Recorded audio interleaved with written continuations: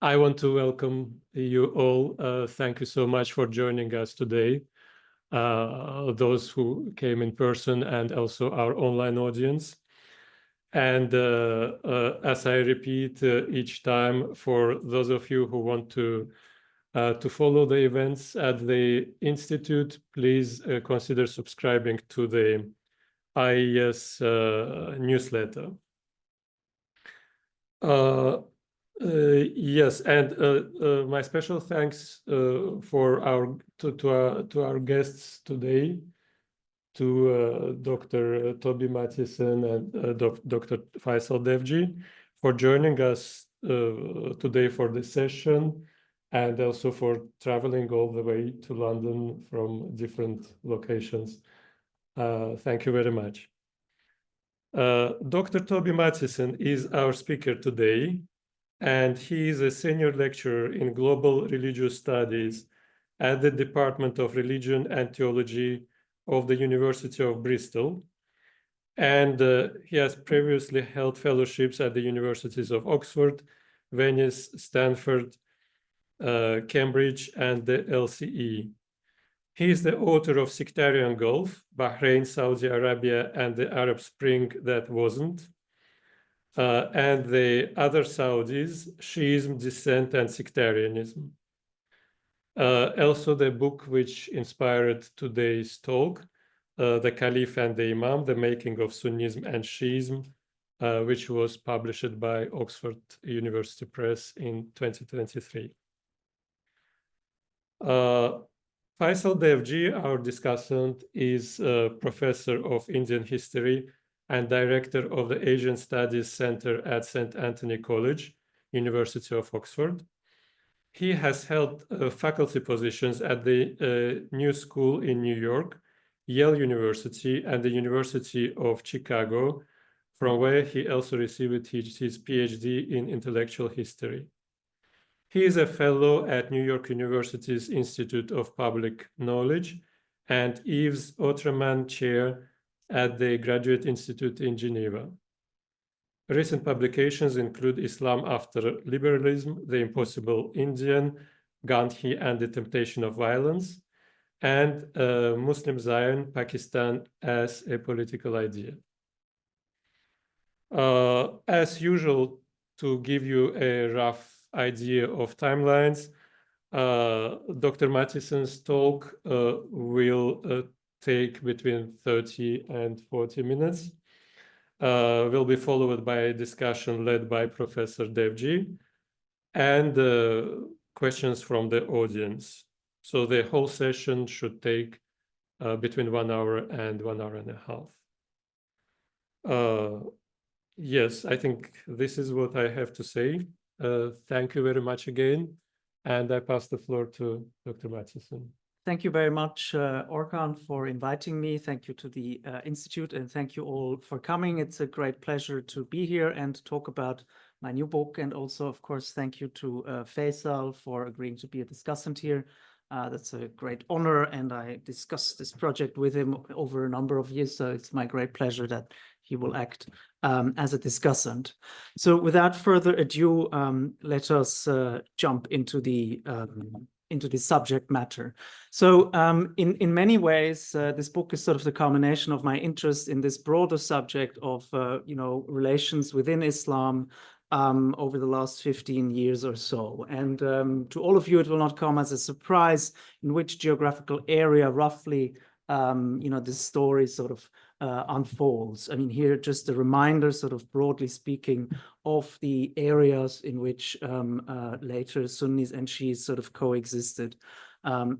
Maps, for example, was one of the most difficult things actually to do in the production of the book, as you may be aware, of course, because of historical shifts, but also because of basically just the difficulty of mapping more clearly sort of population centers. So very basically, the story is largely one from the region, I mean, that it plays out in a geographical region from the Nile all the way to the Indian subcontinent in some ways or another, and other areas that historically were part of the Islamic world or had significant Muslim presences, but where this debate did not really play such a big role, such as Andalus or other areas.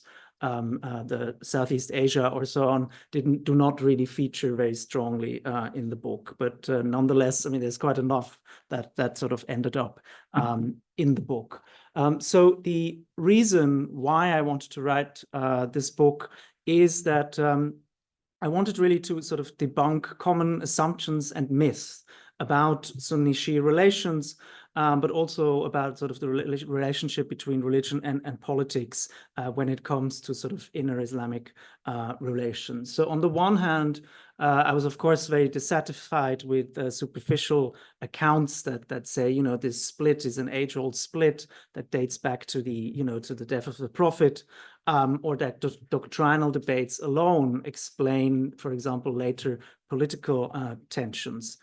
But at the same time, I also sort of wanted to critique accounts that or overemphasize the legacy of Muslim empires and the ways in which they instrumentalized religion, or a sole focus on colonialism and the modern state, or a sole focus on the 1979 Iranian Revolution, or other accounts that lay all the blame right at the military interventions in the Middle East, especially American ones, after 9/11, 2003, and so on and so forth. Because in the public, but also in the academic and sort of wider intellectual debates, there are strong camps that advocate for either one of these particular explanations. So in some ways, the book is trying to engage with all of these accounts and sort of historically try to examine sort of which explanations make sense at what point and in which particular context, and also how they hang together. So what I found sort of from a wider engagement with the literature is that Islamic and religious studies often underestimated the socio-political and historical context. I mean, this is, of course, a broad statement, which perhaps here there are a lot of experts.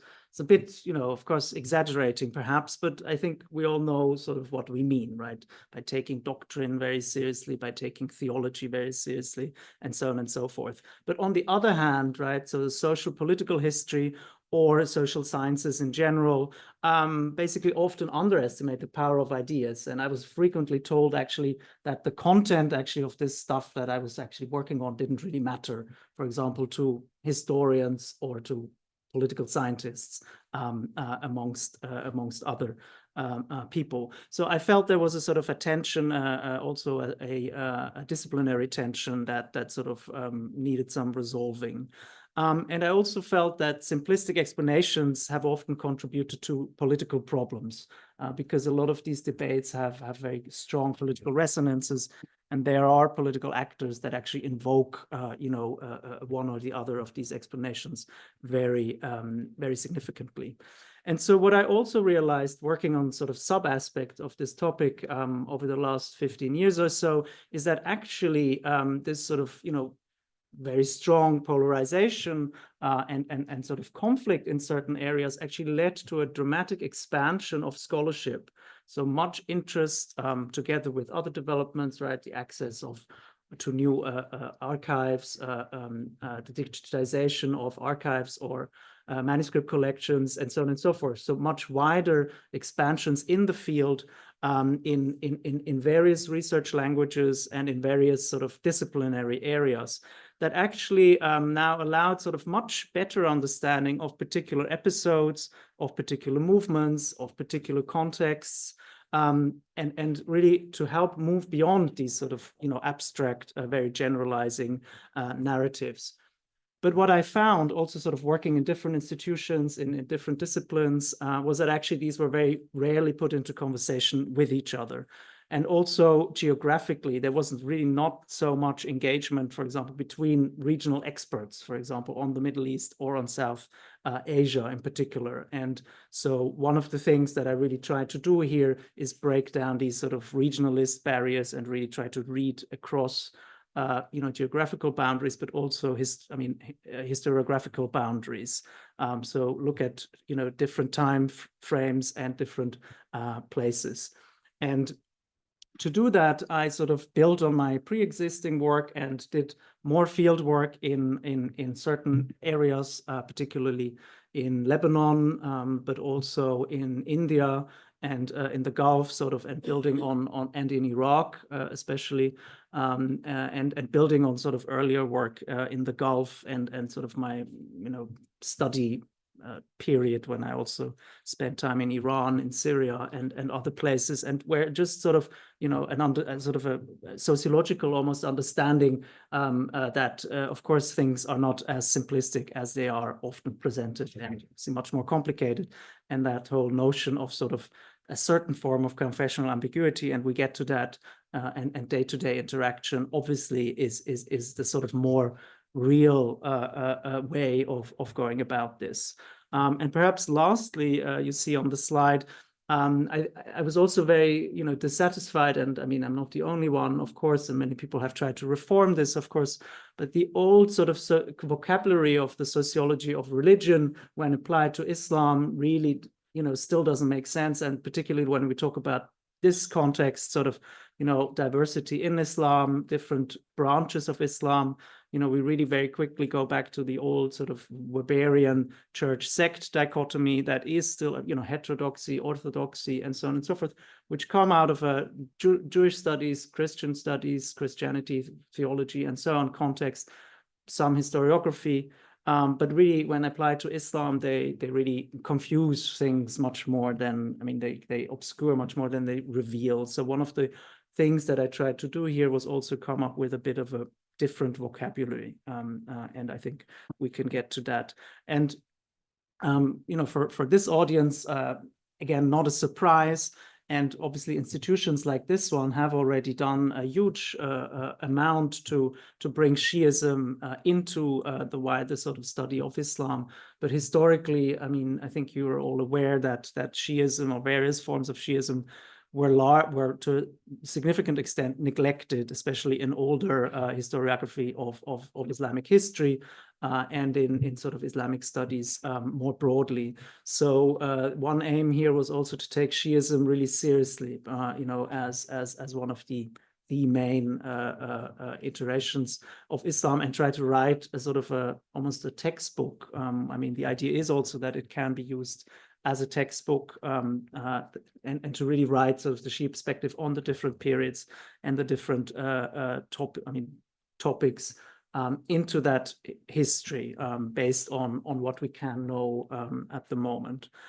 So very generally, it's a longue durée and global approach that I try to bring to this, that connects periods and regions, and that's sort of really central to what I was trying to do.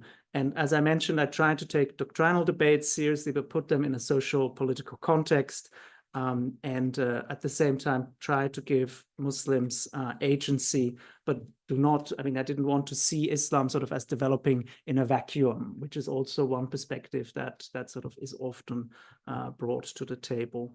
And moreover, I realized, obviously you will notice my accents, so, I'm reading some other languages apart from English, and in some of these research languages, especially in German and in French, tremendous amount of work had been done on specific themes related to this project. So one of the aims is also to bring those, findings in those research languages, which are perhaps today not so, it's not so common for people to read across those languages anymore, really into the wider debate and engage them with works also in Arabic and some in Persian. So the book is divided into 4 parts, and I'm obviously not going to really have time to delve into all of these 4 parts, but the idea was really to move chronologically, but also to sort of identify 4 periods that were really in some ways quite distinct. And what distinguishes them, I mean, in terms of how I framed this, is a sort of a political context. So as you will see, sort of the first part, in some ways, it's extremely long, but the idea is to look at the basically at the period from the founding of Islam to the emergence of the first sort of early modern Muslim empires, and really sort of the conversion of Iran to Shiism. So we have a sort of an earlier period in which, of course, sort of the first split takes place, the first sort of doctrinal development of the different madhahib, so confessional, schools. That a very important term that I try to focus on throughout the book. The question when the doctrinal split is actually completed doctrinally, theologically, is still quite hard to answer. But I think together with many others, I would probably think that it's somewhat completed by the 10th century to a certain significant degree. Already that shows that we can't even, of course, for the previous centuries, really use those terms, Sunnism and Shiism. And if you ever have a look at the manuscript, I'm really trying to be quite cautious also with that, and try to be quite careful and introduce the terms sort of, as they sort of made sense at the time. And here is also where that sort of allegiance to the Ahlul Bayt and that sort of notion of confessional ambiguity, or the Ahlul Bayt somewhat at the center of Muslim practice, starts to emerge. And that is also a sort of a theme that runs through the book, and which I actually think in many contexts probably constituted a sort of majority religiosity of Muslims. But at the same, and of course you have these sort of historiographical terms like Shi'i century, Sunni revival, which are established by the older generation of scholars.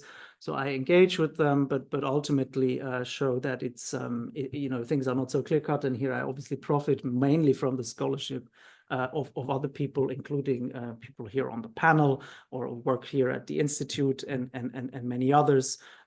Showing that these stark divisions also periodically and so on are much too strong. And while dynasties start, of course, to legitimize themselves through a particular interpretation of Islam, especially from, let's say, the 9th and 10th century onwards, right?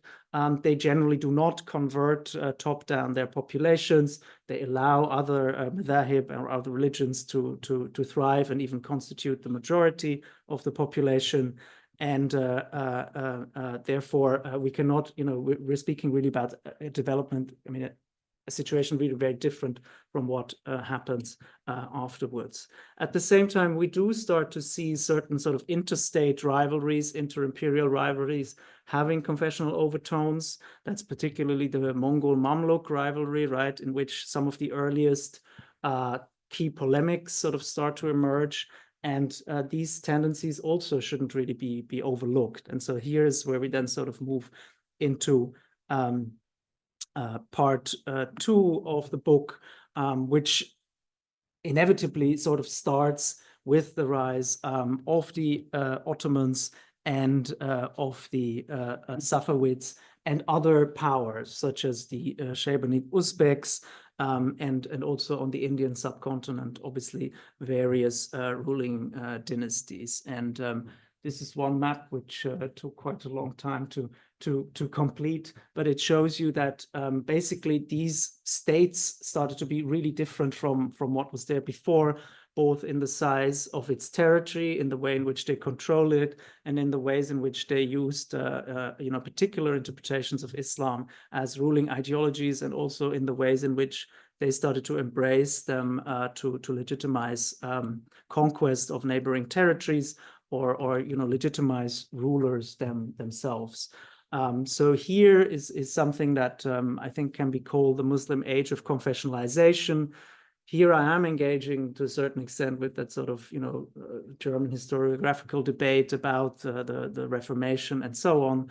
And I think what is really striking is that around the same time in the 16th century, early 16th century, around Europe and the Mediterranean, you really have these early modern states that share a lot of similarities and also legitimize themselves against each other. And so one of the striking things, for example, is that, of course, the Ottomans are on the one hand, rivals of the Safavids, on the others of the Habsburgs, and in that context sort of become more Muslim on the one hand and more Sunni on the other. But we'll get to the Ottomans, and of course the Ottomans are also the key example of sort of a more problematizing that sort of easy account of a Sunni power, because they, of course, embraced to a large extent also Shi'i symbolism. Shi'i communities thrived under their rule, and so on and so forth.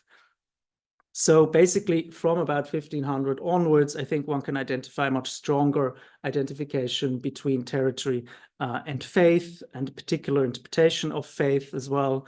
And that really can be observed across very many different parts of what comes to be called the Muslim world. Also, although Faisal, of course, thinks this was a term much later only in use, I'm using it here a bit anachronistically.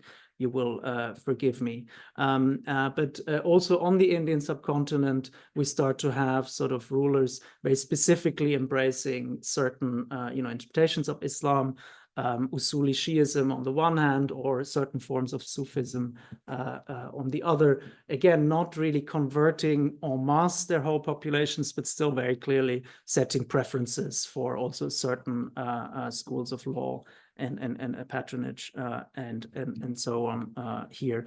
So for these chapters, the literature now is so vast, and so this one reason why this actually took me much longer. It's got to get more complicated, especially the whole notion of Ottoman-Safavid relations, the question of the Kizilbash, and so on and so forth. But I think it's exactly those sort of nuances which are really important to also sort of to that argument that, we cannot speak of an age-old rivalry, which was always the same, right? Having said that, of course, the Safavids and the Ottomans do play a very important role in sort of when we go into the modern period in institutionalizing a particular sort of, I don't know, more majoritarian view in their particular territories of which branch of Islam is right and which is subordinate. And here, of course, the famous images. The third part of the book really tries to engage with that argument of the modern state, of the influence of colonialism, of European political rule over Muslim subjects, and really tries to take those arguments on board and see to what extent did that really reshape the situation. And I would argue that it is really a crucial phase. And one sees that, of course, both when one looks at the Indian subcontinent, but also across Central Asia and the Middle East and so on and so forth. A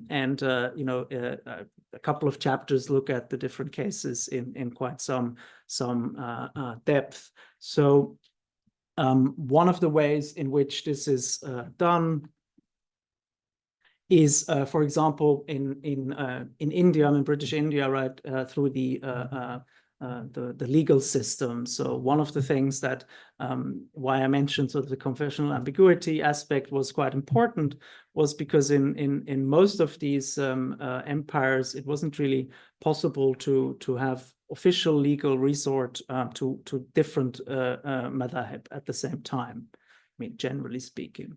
But in India, basically what starts to happen is that Sunnism, Shi'ism, and actually also Ismailism become codified as three different types of law. It becomes very important for inheritance, right?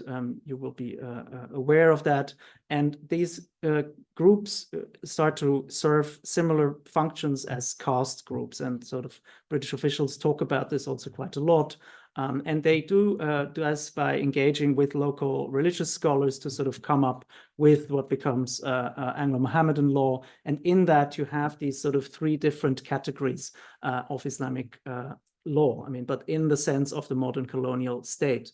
So it is really from such experiences that we have a sort of a real identification of, you know, religious but confessional belonging in interactions with the state. And it's here that also the more sort of political science literature or, you know, modern political history can be quite helpful, also legal history, to sort of make sense of what that really meant at the local level.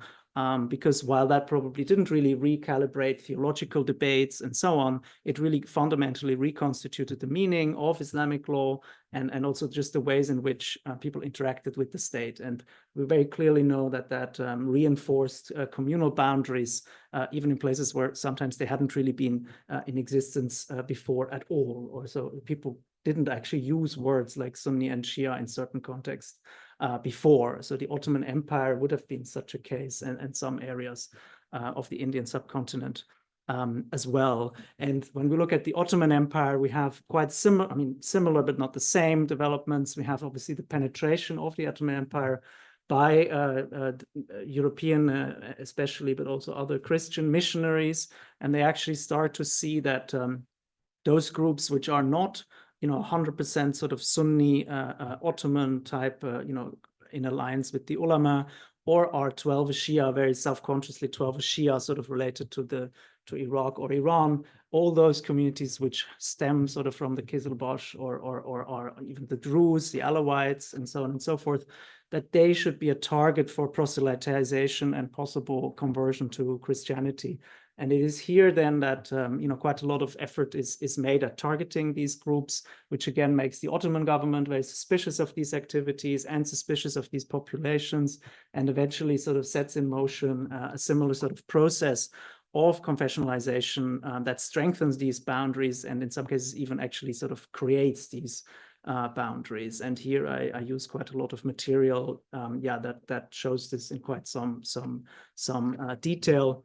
And ultimately, if we go a bit forward, that obviously finds resonance in the post-war World War I mandate period, when the Arab territories of the Ottoman Empire are eventually reorganized under British and French auspices, and really, you know, religious and particularly confessional identity become the defining boundary and the defining marker of the emerging states, and become used to set up the legal system, but also the political systems. And right, as you well know, in Lebanon and Iraq, to a certain extent, this is the case until today, and with very grave significances. So in some ways, the book is trying to also sort of be, I guess, an intellectual history, a genealogy of how did we come to this position. I mean, in a sense, without saying it's only this colonial invention that it happened out of nowhere, but sort of trying to connect that to these earlier periods. Now, what is also important are these sort of anti-movements that emerge, and I really want to emphasize that as well. There are these very strong movements, different ideological backgrounds and different ideological movements that seek to counter this sort of, you know, division, I mean, Muslim division in this particular case. So nationalism actually becomes one language that specifically tries to counter these things, and that plays out in various places. But you know, Muslim nationalism on the Indian subcontinent is, of course, a key example here. And that in some ways sort of grows out of Muslim revivalism to a certain extent. And I think what is quite interesting is that you have, especially then sort of in the 18th and 19th century, you have on the one hand very strong sort of pan-Islamic movements, right, that emerge using new forms of organization, new forms of mobilization, and really new discourses that seek to do away completely with these divisions and you know, see them as a sort of colonial conspiracy, which they to a certain extent are. But some of these revivalist movements are also extremely, and I don't use the word very often, but sectarian in a sense that they're inward looking and try to go also against the other groups that do not belong to them, and even from, let's say, their own branch of Islam do not subscribe to their interpretation of Islam. They also attack them. And you will be very familiar with the Wahhabi movement, but also the Naqshbandis that emerge as really a powerful order in so many areas and play a huge role in the sort of story that I'm telling in this part, are very key here. And they're obviously very, very Sunni-centric and anti-Shi'i, I mean, with some nuances, I guess, on the Sufi scene. But at the same time, you have the same development sort of in Shi'ism with the rise of Usuli Shi'ism, very self-consciously 12 Shi'i, Usuli Shi'ism, that actually it's not particularly Sunni friendly. I mean, it's quite specific, and these very strong and wealthy Shia rulers in Awad or in Iran, the Qajars, they're very Shia centric, and they're definitely aware. I mean, believe that they are right, and so on and so forth. But then on a political level and interstate level, they embrace also that sort of pan-Islamic movement, later on. And I think it's quite interesting to see sort of the interplay. And sometimes we have actually the same people for part of their life. They are sort of advocates of pan-Islam, and at others they become very sort of sect-centric in a way. And here are two examples that you may know, but are very famous such cases. Rashid Rida on the one hand, and Sayyid Mohsin al-Amin on the other, both, at certain points, collaborate very strongly, but they also, found their own journals and become sort of, intellectual entrepreneurs, really invigorating and sort of establishing a newfound sort of very Sunni-centric and very Shi'i-centric 20th century understanding, basically, of what it is to be a politically active Muslim in the Middle East. And yeah, in such people, one can trace that, I guess, that that difficult, basically, relationship that sort of is there for quite a long time, but at this point then sort of takes root again.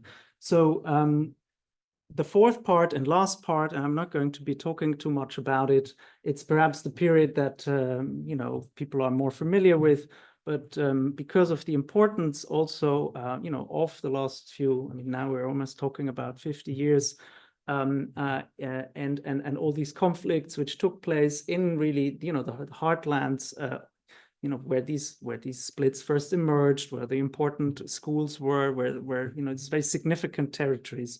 As you know, I think it was really important to also engage with this period and look at ways in which sort of also history had been sort of instrumentalized. So the last part really looks at the influence of the Iranian Revolution, how that changed the situation, how the regional powers, I guess, reacted to it, but also the ways in which, I guess, Shi'ism changed and Sunnism changed in the last few decades, and what were the sort of relationships on a doctrinal level that changed, how did the understandings of these two branches of Islam change, and also politically, I mean, what influence political factors had. And I'm somewhat aware of time, so I'm not going to go into everything here. But I think, again, what's quite important is to look at these developments in a quite nuanced way, because at least in the public debate, right, the Iranian Revolution is often to blame for all of these. I mean, is blamed for a lot of these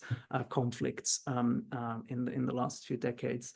But if you look at the reaction at the time, there was definitely a very strong, also sort of pan-Islamic reaction to it. So the notion that this was an Islamic awakening, and particularly Sunni Islamists, the longer-standing movements that historically hadn't really had any or much relationship with Iran or with Shi'ism, like the Muslim Brothers in Egypt and elsewhere, actually started to embrace this. And again, it's somewhat unfortunate that this is still very sensitive and very politicized, especially also now in the last year. But ultimately, you can think of the axis of resistance as in some ways an intellectual and institutional legacy of the early pan-Islamic networks, of the export of the revolution, and so on and so forth. But very importantly, right, it's not a Shi'i-only thing.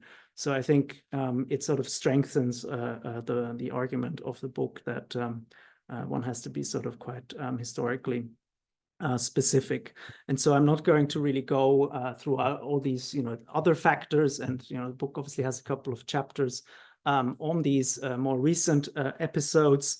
But again, here, I mean, also in Iraq, for example, I encountered so much, anti-sectarian action and people really wanting to overcome these divisions. And I think that's also very important. The same in the Arab Spring, right? In actually all the movements that emerged, there was a very strong sort of unifying dimension, especially sort of amongst the youth, and that shouldn't really be forgotten. And also something perhaps of interest to this audience, but on a sort of high level, religious level, in the last 20 or so years, we've actually seen much more high level clerical dialogue, and even somewhat the resolving of, I mean, if we're just looking now at theological dialogues, of some of the underlying sort of problems, and the signing of a number of joint statements that really take the Sunni-Shi'i relationship, at least on an official level, to another level, something that hadn't really happened before, right? There was the Al-Azhar Qom dialogue in the 50s and 60s, but that wasn't really as influential and as long-lasting, I suppose, as what's happened now in the last 10 or 20 years. So that is also something sort of to be aware of, that, now we have much stronger voices also calling for unity again, and not really emphasizing so much the vision. So to conclude, and also to give Faisal some time, and perhaps also, I mean, obviously I'm looking forward to your questions. I think obviously one can see a sort of a gradual, in some ways, confessionalization of Islam, if one looks at such a large period of time. But at the same time, that confessional ambiguity or a focus on sort of practices that didn't really, were not really paying much attention to doctrinal boundaries as set by the clerics, is definitely very important. And while I would say it has reduced dramatically compared to even 200 or 300 years ago, it still obviously exists. And pan-Islam as well are such examples that need to be accounted for and need to be taken on board. And in some cases, they might have actually been the norm rather than a sort of a sect-centric practice or understanding. At the same time, madhab diversity in many contexts is actually the norm, and until today is often still sort of there. So that also tells us something about the extent of sort of suppression of other schools, or the limits of that developments. And perhaps very fundamentally, or I mean very basically, of course, Sunnism and Shiism constitute each other, right? It's on an intellectual level. They don't really exist without the other. I mean, otherwise also the terms don't really make sense. And for the vocabulary, I mean, I've tried to do it sort of a little bit in this talk, but I think really this sort of, the term sect is really absolutely not helpful. And it's still sort of used in quite a lot of the literature. But I think, talking of schools of jurisprudence, but also talking of processes in particular periods, also being quite specific about what one means really. And also not really talking about orthodoxy, heterodoxy, and so on, mainstream Islam. All these categories, I think, are really difficult to apply. And so rather, I would say processes such as confessionalization or sect centricity, as also a colleague of mine, Fanar Haddad, has called that, is, I think, something that is more helpful. So without further ado, I will thank you, and I look forward to your questions and to discuss this with Faisal. Thank you very much. Since I have a privileged access to the microphone, I will maybe start with a short comment, because actually what comes out from your talk is that Shiism and Sunnism on the one side appear as a very clear-cut categories, very clear, and we originally talk about the Shiis and Sunnis. But at the same time, if you look at it closer, you can see that the vocabulary is sometimes a little bit fluid relating to some areas. For example, you mentioned confessional ambiguity and revivalism, but there are in other works also expressions like Shi'i Sunnism or Imamophilism. So all relating to these gray areas, actually in between of two, which make that in some contexts it is very difficult to establish any borders and delineate these two phenomena.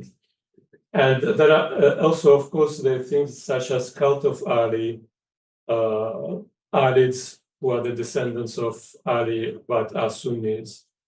Then, cult of Ali is very broad, covering the Alevism and all these movements which had not belonged to the denominational Shiism, but incorporate a lot of the Shi'i values. And then, of course, the areas such as Sufism or occult sciences also are the areas of broad interaction or this ambiguity, if you want. So this is just a comment, just inspired by your thought. Do you want me to say something? If you want, if not, No, I mean, thank you. That's, of course, very good observation. I know you have worked on that a lot, and I also cite you and many of your colleagues. I mean, I think this is exactly why, however, I thought it was quite important to actually bring these things together, because you know, we often focus on these exceptions, and then, I mean, let's now, for example, I have to teach Introduction to Islam, right? And we say, oh, everything has to be so nuanced and so on. But try to teach undergraduates, you know, you start with just some, you know, occult sciences and so on. And then, you know, on the one hand, we still have these textbooks which tell a very basic story. And on the other hand, we're all aware there is something more complex going on. So somehow I tried to sort of bring these two together. And then, you know, of course, in specific contexts, like in Central Asia or in these Ottoman and Safavid borderlands or specific periods, many long periods of time, I would say we also don't actually need to enforce these boundaries. I mean, every article usually has to in some way, right? But for me, it wasn't really, and so you will actually see I don't use the term Sunni and Shi'i as much as maybe it will sound in the book, especially for the earlier periods. I'm trying to be quite specific, you know, if we talk about a specific Sufi order or something, you know, be quite specific about what we're actually talking about here.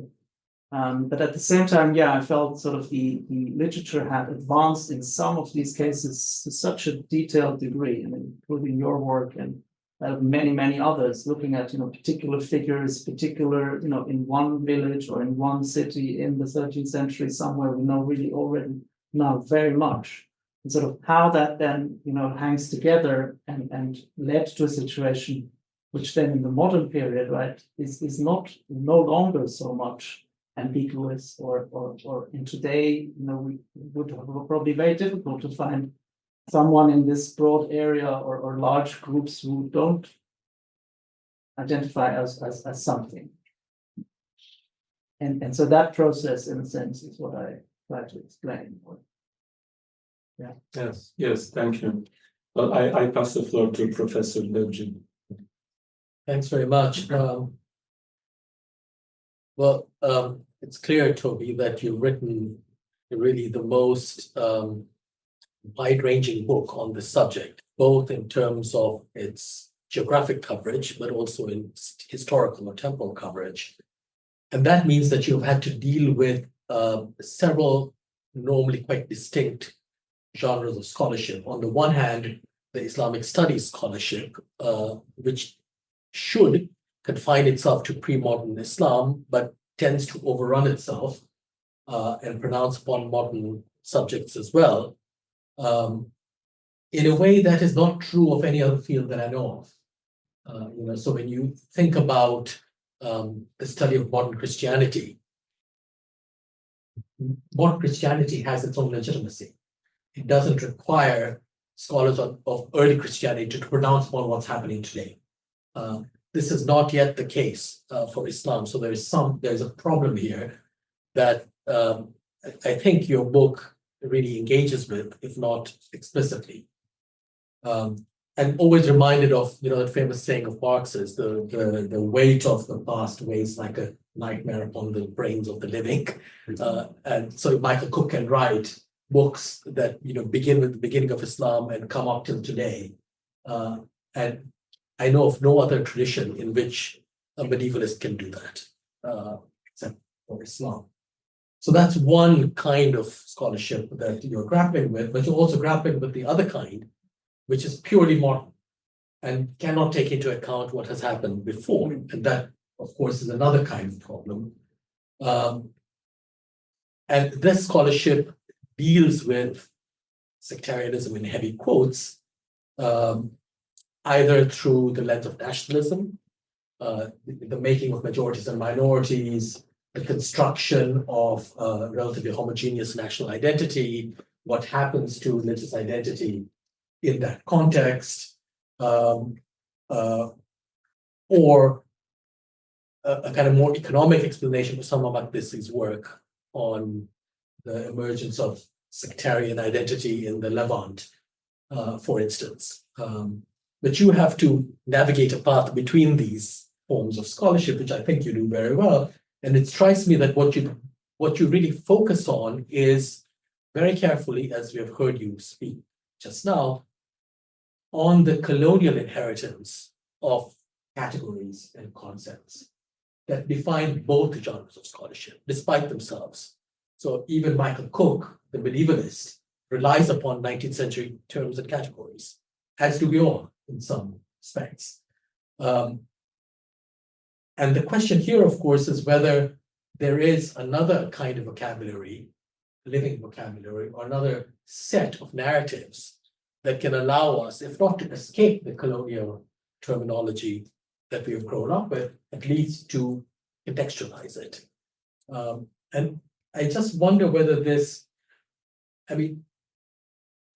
colonial inheritance is actually extraordinarily vibrant. I was reading a book a few months ago by Adam Bacho at the Sciences Po, I think, and it's on the return of the Taliban to Afghanistan through the legal system. So they sent out, even while the Americans were running the place, various people who were there to offer speedy justice that was enforceable, unlike anything that the occupying forces could do in Afghanistan.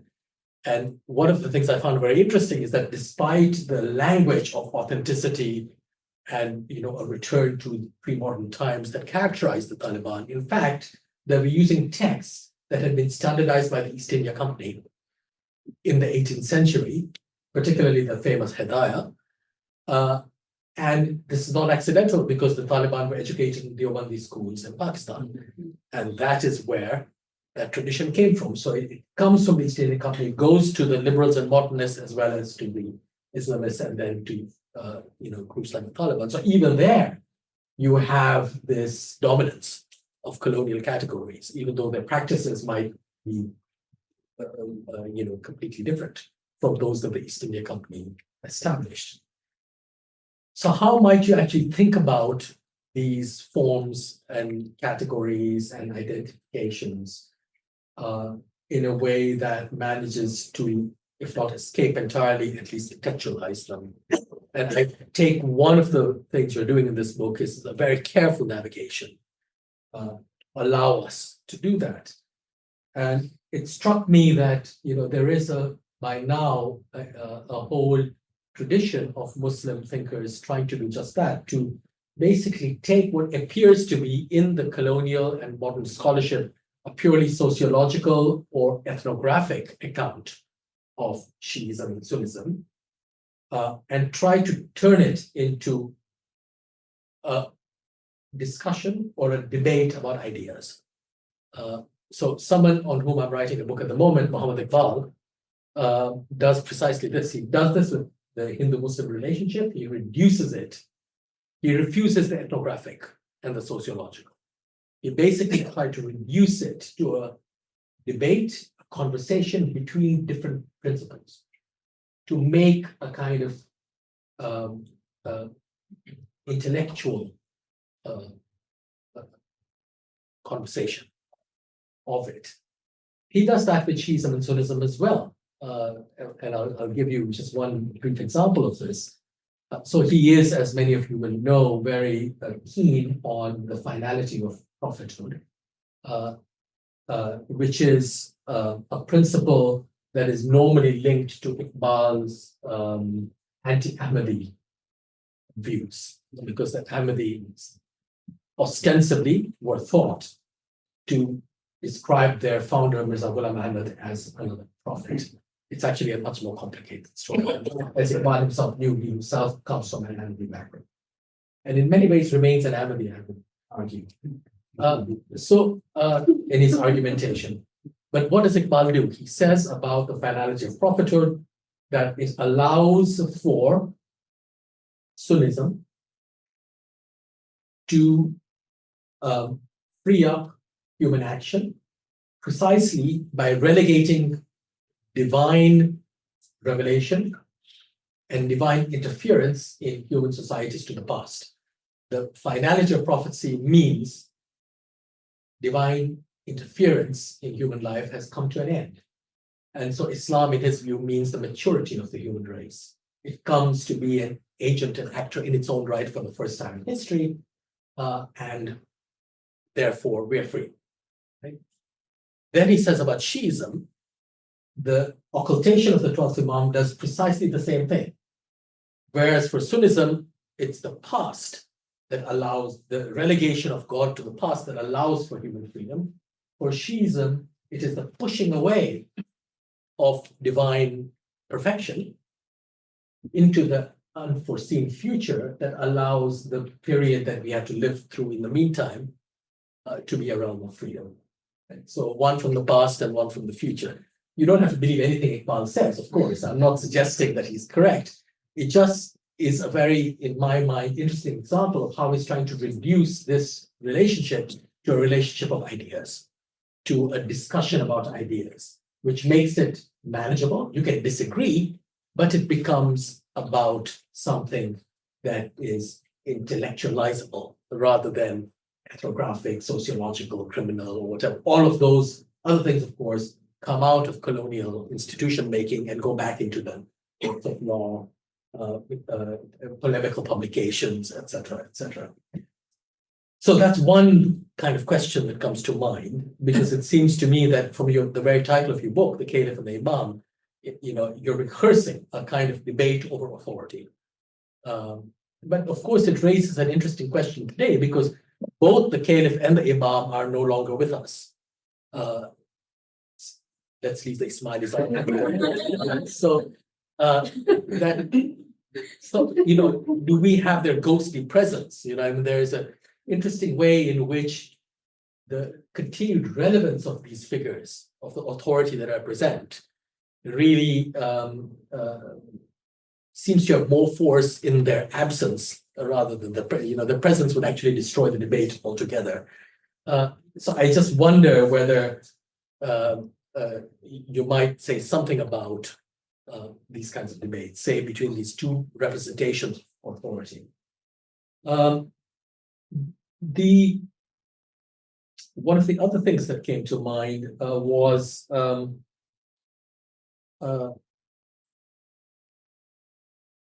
really looking at current events. You ended with them.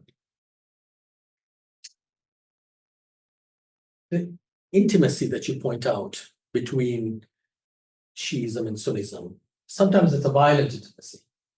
And as you were speaking, it occurred to me, for instance, that when you look at the shift from Al-Qaeda to the Islamic State, to ISIS, with Al-Qaeda, of course, you have a, if you will, relatively non-sectarian movement.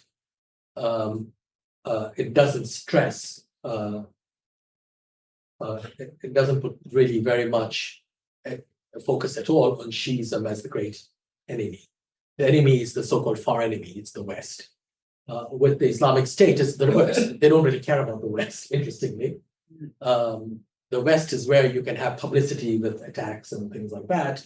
But in fact, your true concern is the inner enemy, not Al-Qaeda's near enemy, which are the Arab regimes, kings and emirs and all that, but instead Shiism in particular. And of course, this has also affected Ismailis who have been attacked in Syria and in Pakistan and other places by ISIS. But when you look at the writings and the pronouncements of Islamic State representatives, what I find fascinating, Sheikh Adnani al-Shami, for instance, is how the Shia or Shiism becomes for them not simply some other community that's outside, but really and literally part of the inner life of the Sunni community itself. So the constant warnings, not just to kill Shias where you find them, but to watch yourself, because you, without even knowing it, might be Shia, right?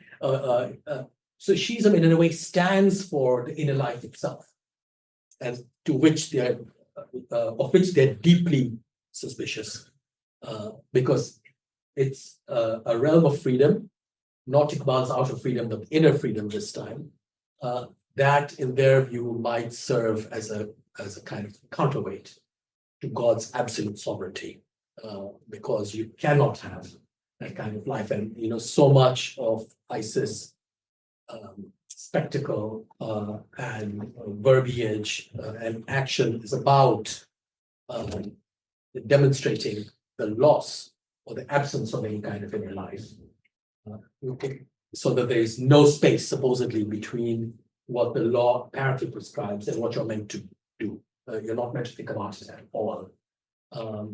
And of course, in the end, you yourself are meant to die. So you destroy the very groundwork upon which an inner life might be based. But it is interesting that Shiism names this kind of inner space of freedom. It becomes as a part of the Sunni self. Okay, this is entirely speculative on my part, not entirely, because reading some of these pronouncements, you do see the fear of something that is seeped into the Sunni self.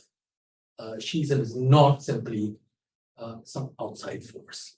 It's so threatening precisely because it's already inside us.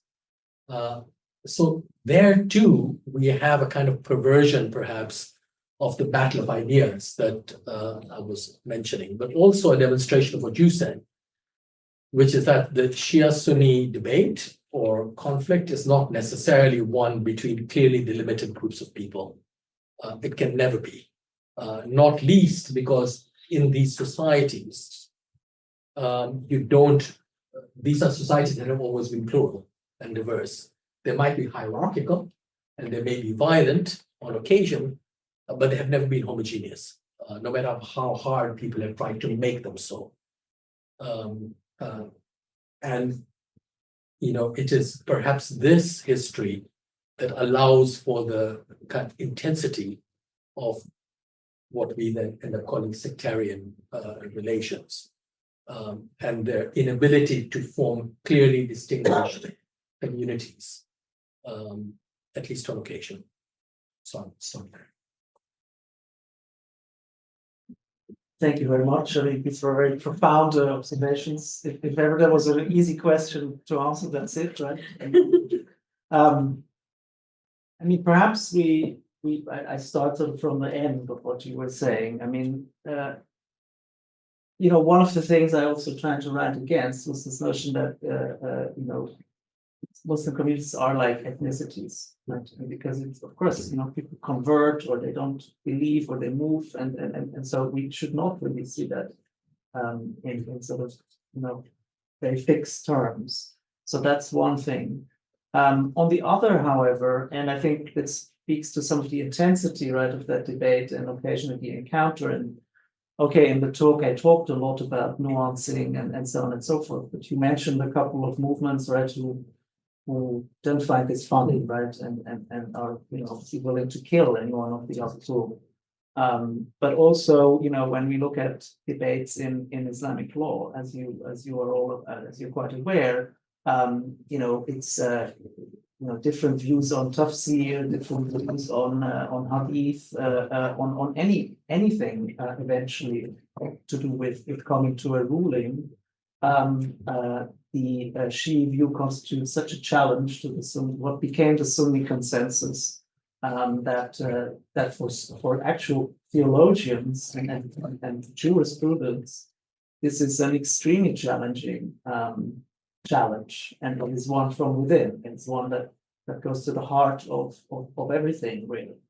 And while, again, we don't want to overemphasize that, perhaps, and the book is, in a sense, a wider history, taking all these other arguments into account. I mean, at that very sort of basic level, a very fundamental and old level, that challenge probably also has never really been resolved, and it's probably not really resolved, right? And it goes sort of to the heart of what you talk. I mean, to the question of the imamate and legitimate political rule, right? And so, of course, the book is in some ways just a good title, right?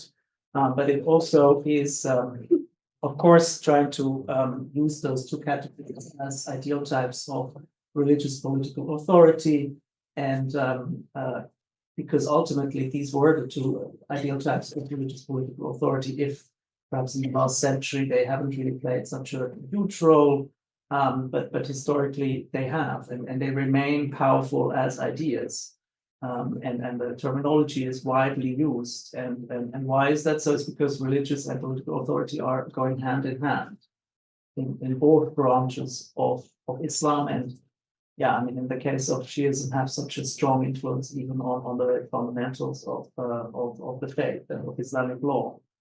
And so that is, I think, ultimately where and I think you also mentioned that at one point, that debate is so sometimes so intense. It's because it's so intimate, and because also the thing is, so when I talk to, so before I mentioned that the theological debates have become better. I mean, what I meant is that on the political pressure has become such that major, agreements have been signed that accept sort of the madahib more or less as legitimate. But on the very theological level, that's actually not really the case, I would argue. And people that, I mean, if you look at counts of major taqrib or interfaith, intrafaith dialogues with actual, theologians, they actually sometimes say, well, this is so too confusing, and actually gets, the more we learn about the other side, the less we actually want to, have just one. And so that, I mean, that was at least what I heard, for example, in Iraq. So let's leave it on the political level where that, everybody agrees there shouldn't be violence and so on and so forth, and no need to engage in polemics all the time. But so, yeah, I mean, on the theological level, these are very relevant questions. So ultimately at the heart of Islam. And as you rightly noticed, I'm somewhat in a quite difficult position of trying to engage with the whole range of literatures and debates, and somehow have to tread quite carefully, because anyway, loads of people think, oh, you're not doing this enough, you're not doing that enough, and this and so on. So that's why I presented at the beginning some of the key arguments that people have driven. No, this is really, I'm right. My period is the most important, or my case. And fair enough, they make a fairly convincing argument in that particular context. But so also from my training and sort of engaging long with clerics and so on, I know that actually these debates, theological and so on, they're not just wishy-washy, and they actually didn't really just emerge in the colonial period. I mean, they were entrenched in the legal system, in the political system, and they were printed and, of course, disseminated in new ways, but they were not completely taken out of thin air. And that's also why I think I wanted to really engage also with the, early modern period. One of the things with these, self-consciously Shi'i empires, right, that really actually also lead them to some of these, like the Deobandi movement and the Naqshbandis, to sort of really develop a very anti-Shi'i position, And you could say the same for the Wahhabi movement in some ways or another. These are different types of Sunni revivalisms, but I'm also trying to be pretty specific about which ones are sort of just politically trying to counter Shiism and which ones actually, but accept Shiism as sort of part of Islam and which are really, okay, you say the Islamic State sees Shiism as the inner, I don't know, enemy, I guess, perhaps, but really tries to get rid of that and really, ultimately suppress that and so on. And I think it's quite important to be historically specific also when we trace the genealogy of these ultimately extremely sectarian movements. And really we need to point to, as you mentioned, sort of the Deobandi school on that side. But however, that more leading to the Taliban, as you will probably know, the Taliban at the moment have adopted a quite different approach to Shiism, and it's actually one of the major differences with the Islamic State in Afghanistan at the moment. I think that example, I bring that up at the end of the book. It really shows also why it's quite important to be specific about, what's the ideological background and historical genealogy of a particular movement, and often it actually explains why it operates in a certain way. So the Salafi jihadi sort of movements that have a sort of strong Wahhabi background, they see Shiism in a different way than the Deobandis, even though historically they seek to counter it and so on and so forth. And so this is in some ways what I've been trying to do, but your intervention is so multifaceted and complex that just. Yes, I think we're coming to the end of our time today. And thanks again to all of you for joining us today, to those who are with us in person and who joined online. And thank you very much to our speaker and discussant. It was a great pleasure having you with us today.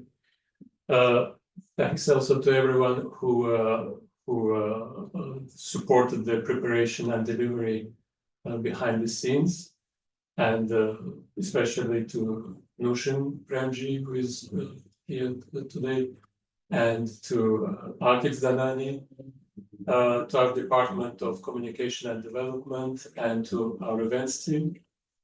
Thank you very much, and hopefully see you at the next episode of the series. Thank you.